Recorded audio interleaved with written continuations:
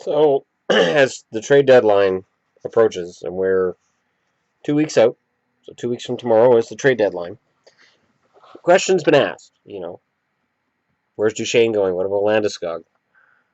And then all these coaches are getting fired, and I think those two things are related. There's no market for trades right now. There really isn't. Think about it. Who's selling? Arizona, Colorado, Detroit. Maybe that's it. In terms of actually full out saying, all right, we've pulled the plug, we're selling.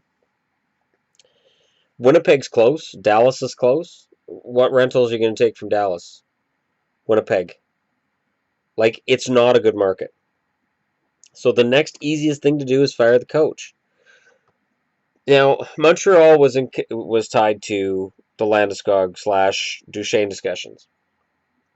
Ottawa's been tied to it, and Ottawa's GM even said, uh, basically, it's too rich for our blood. So we're probably just going to go with what we have. I honestly think that in terms of players who are stuck, the guys wearing this jersey are stuck. I can't see anything good coming out of this.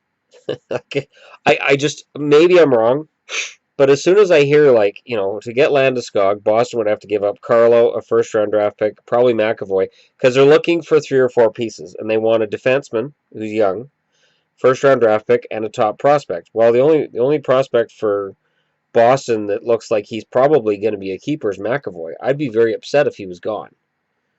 And I think what also would factor into this is, remember the Phil Kessel trade? At the time that trade was made, a lot of people liked it. And I'm sure Leafs fans would. There are some who still defend that trade to this day.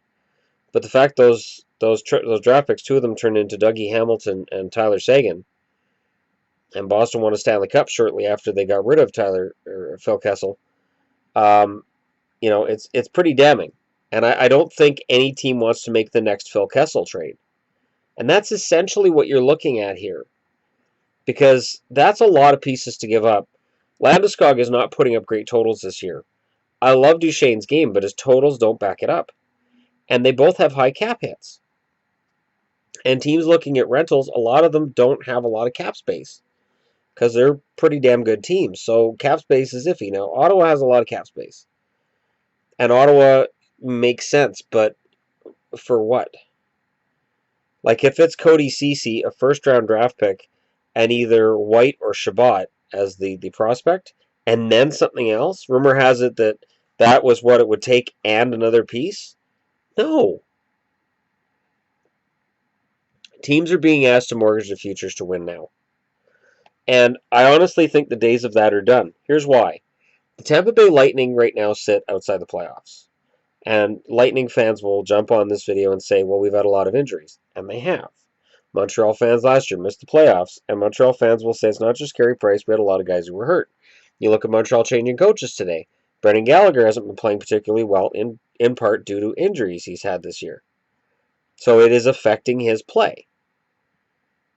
There's so much parity in the NHL. You can't afford to give up 3 or 4 assets for one player. Especially when there's no guarantee. Landeskog could go to Boston and just flop.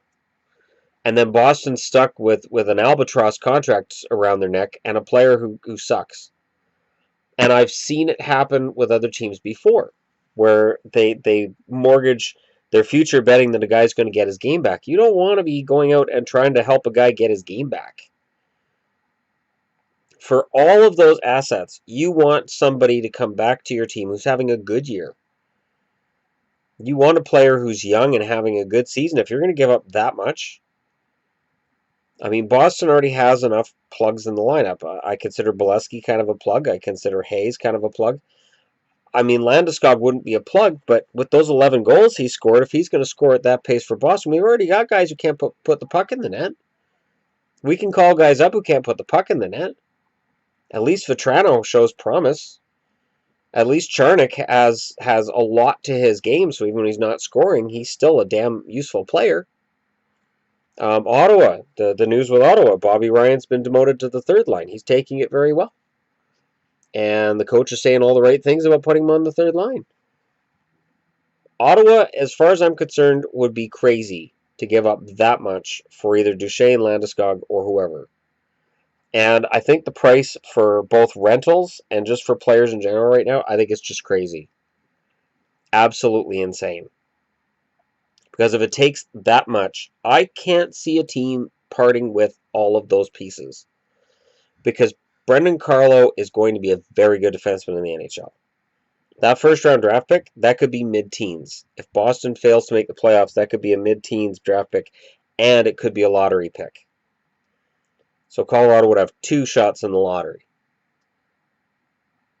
What if Boston's pick turns out to be a lottery winner and Colorado wins the lottery with their pick too? What if they're picking 1 and 3? I know it's not a very good draft. I hear that a lot. But anybody picking at 1 and 3, you can kind of set the table yourself. You're pretty much guaranteed to get one really good player out of those 2. And you can get really creative with what you do with it. You can get a forward with that first pick and a defenseman with that third. Or you can trade down from number 3 and you can pick up a couple later draft picks and you can diversify your portfolio. And Boston could pick up a Duchene or a Landeskog and still flop in the first round if they make the playoffs. Montreal, the idea that Montreal would give up and mortgage their future for Duchene, I'm not a Montreal fan, but I'm telling you right now, if it's Sergachev and a first and another top player, you say no. You absolutely say no. If the asking price for Vancouver is you levy a first and potentially a Besser, you say no. You absolutely say no. It's too many pieces to give up for one guy. And like I said, it's the Phil Kessel trade. Look all the way back to Lindros. Okay, Lindros was the biggest name in the history of hockey to be on the block who wasn't named Gretzky. And Gretzky was never on the block. He just magically got traded a couple of times, and teams didn't get back full value for him. But when Lindros was moved, Philly was so enamored with Lindros, they mortgaged everything to get him. And you look at the pieces they got for Lindros. Let me just go ahead and look that up. All right, so I've got the trade here. So the Quebec Nordiques acquired Steve Duchene, who was seen as, at the time, as a guy that was expendable by Philly. He was getting kind of older. Peter Forsberg, who hadn't played a game yet. There was no guarantee that Forsberg was going to be a superstar. I know. I'm just saying what was said at the time. Ron Hextall, whose best days were behind him. Kerry Huffman, who was not seen as a star player. Mike Ricci, who needed a change of scenery. $15 million cash. And the 93 first-round draft pick, which became Jocelyn Thibault, and future considerations, which became the 1994 first-round draft pick, Nolan Baumgartner, along with Chris Simon.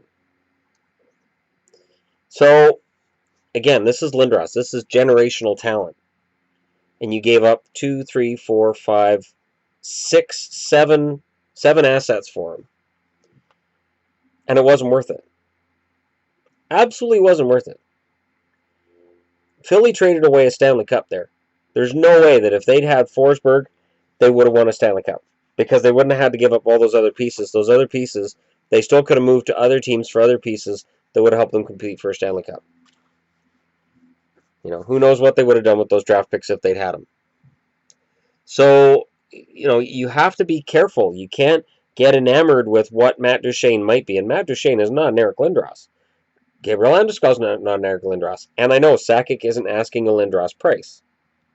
I'm saying I can't remember a trade where one guy's been traded for tons of pieces and it's worked out for the team that got the one guy.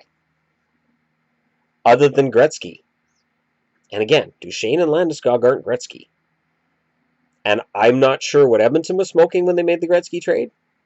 I know Pocklington needed some money. He had some financial issues with his other companies, and he used Gretzky to help bail himself out a little bit. And rightfully is reviled to this day by the Edmonton Oilers fan base. And probably most NHL players. And then the Kings traded him to the Blues as a rental, but man, they got a lot of nothing back. But they got a lot of pieces. Those are the exceptions. You can't... Either Sakic does one of two things here. Either he drops his asking price, which is crazy, because he can only make this trade once, or he finds a GM who is desperate enough to make this deal. Let me know in the comments below which GM you think is desperate enough to make this deal. Tell me why I'm wrong. Because to me, Landeskog, go look at his totals, and Duchene, go look at his totals. I love both players, but not how they're playing this year right now. And there's no guarantee they're going to have great chemistry when they get traded. Think about all the rentals that have been a bust wherever they've gone. I remember the Canucks getting rentals when they were a contender. Ruchinski, Brown, Weinrich. Oh, I'm bringing up some bad memories for Canuck fans. We gave up just draft picks and pieces and pieces. Derek Roy. There were always guys being brought in, and it just never worked out. This is a hockey trade. This isn't a rental. But again, now you're asking for tons of pieces. So, again, I honestly don't believe they're going to get traded. Because I don't see a GM who's desperate enough to part ways with 3 or 4 pieces from their franchise. Bad draft or not, I don't see any GM who's willing to make a trade like that will get them fired later. Because if Boston's case, when Carlo becomes what he's going to be, and I truly believe he's going to be a fantastic defenseman, that first-round draft pick comes back to bite him. McAvoy makes the NHL, and he's fantastic. And McAvoy, from what I saw at the World Juniors, is a very good player. It won me over right away. So, do you make that deal? I think you're insane to make that deal. But Colorado can only make that trade once, so I totally understand it from Sakic's point of view. Let me know in the comments below what you guys think. I think it's going to be a quiet deadline. I think we're going to see third and fourth liners get moved. We're going to see maybe a top 4 defenseman, but only a number 4. I can't see a top 3 defenseman getting moved at the deadline. There's too many teams going for too few pieces. There's too few sellers. And while I'm considering trying to book March 1st off so that I can live stream the reaction to the trade deadline, and we can talk in the chat and about what's been great and what's been bad with the trade deadline, I don't think there's going to be a lot of big moves made. And I don't think Colorado is going to be able to get that premium price. So let me know what you guys think, and don't forget to hit like and subscribe if you're browsing your way through. And I apologize for the glare, but I'm just showing that there's natural light outside. It's actually been a decent day, and there's actually very little snow now compared to a week ago. It's 9 degrees Celsius out. It's very nice. So spring has arrived, and we're coming up to trade deadline. So let me know where I'm wrong. Let me know where I'm right. Just let me know whatever you think in the comments below, and I will talk to you all again real soon.